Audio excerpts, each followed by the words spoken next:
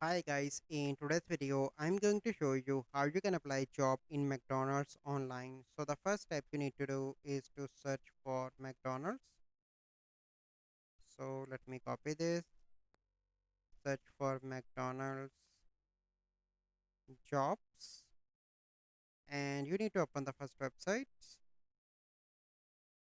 Okay, explore career paths, restaurant job or corporate job. So I want the corporate job, so click on apply now. And here you can see careers, so search job, so you can search for any job. So I'm going to search for example IT.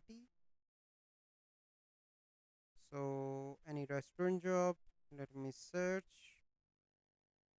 Currently there is no job, but if you have any job, you simply need to search for that, and after that you can see job here, and you simply need to apply on to that job if you find any current openings here. But currently there are no current opening, so I need to wait for few days so that the jobs will be open and I can apply on that. So this is the process that you need to follow to apply job in McDonald's online. So I hope you find this video helpful. If you find this video helpful, must like this video, subscribe to our YouTube channel for future videos. We'll see you in the next video. Thank you, have a good day.